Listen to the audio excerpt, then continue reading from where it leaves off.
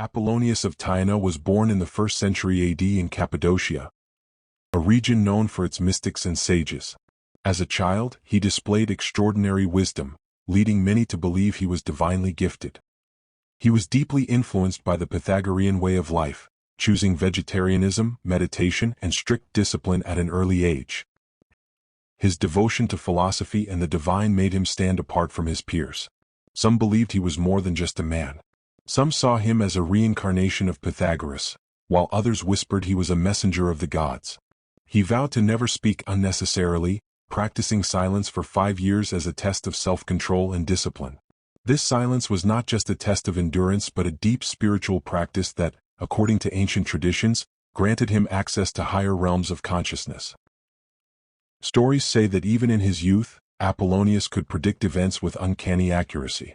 It is said that during a public gathering he warned the people of an impending disaster, only for an earthquake to strike days later. His ability to foresee events convinced many that he had access to divine wisdom. Seeking hidden truths, Apollonius traveled to the great temples of Egypt, where he studied under the high priests. Egypt was a land of ancient secrets, where the mystical knowledge of the pharaohs was passed down in hushed whispers. Apollonius was allowed access to hidden chambers, where he reportedly read scrolls containing the lost wisdom of Atlantis. He then ventured into Babylon, where he met the Magi, masters of ancient knowledge and mystical arts. These Magi were said to have mastered astrology, alchemy, and divination.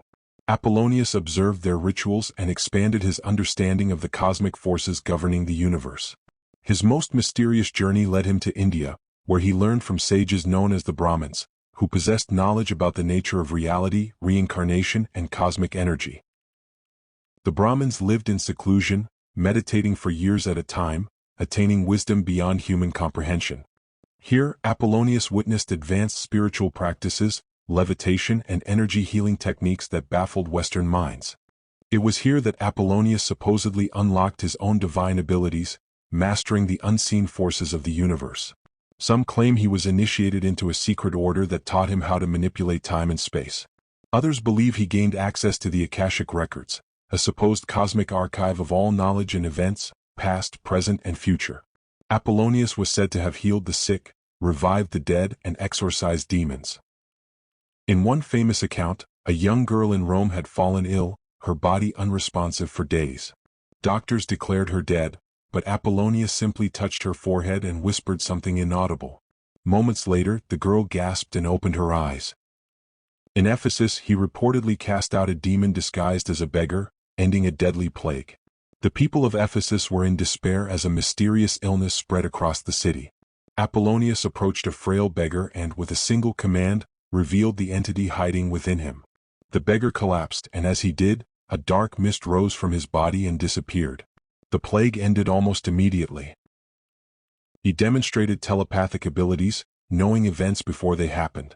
On one occasion, he suddenly stopped in his tracks and announced that the Roman Emperor Domitian had just been assassinated hours before news reached the city.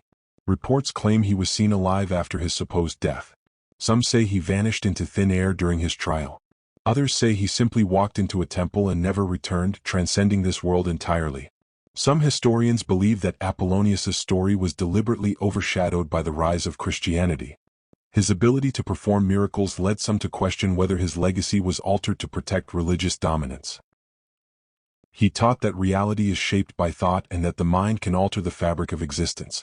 His teachings included energy manipulation, sacred geometry, and the interconnectedness of all life. Apollonius believed that by mastering one's mind, a person could control their destiny, a philosophy that deeply resonated with Eastern traditions. One of his most fascinating lessons was his concept of divine perception. The idea that true wisdom comes not from reading books but from direct communion with the divine. He believed that the world as we see it is an illusion and that through deep meditation, one could glimpse the ultimate reality beyond physical form. He believed in reincarnation and the idea that souls undergo purification through multiple lifetimes. He claimed that true enlightenment allows one to transcend the cycle of birth and death. This teaching directly contradicted the dominant religious narratives of the time, making him a controversial figure among religious leaders. Ancient texts about Apollonius's wisdom were either destroyed or hidden. Some say these teachings survive in secret societies, waiting to be rediscovered. Some theorists suggest that the Rosicrucians and other esoteric orders may have preserved fragments of his knowledge. The churches fear Apollonius because his teachings promoted self-mastery, which threatened religious institutions that sought control over spiritual knowledge. Some believe his story was rewritten to fit different narratives. The similarities between Apollonius and Jesus are striking. Both were miracle workers, both challenged the ruling authorities, and both spoke of higher spiritual truths. Could it be that history was altered to establish a singular religious figure?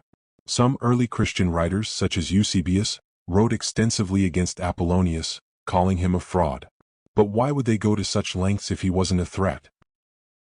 The real question is, if his wisdom was erased, what other truths have been hidden from us?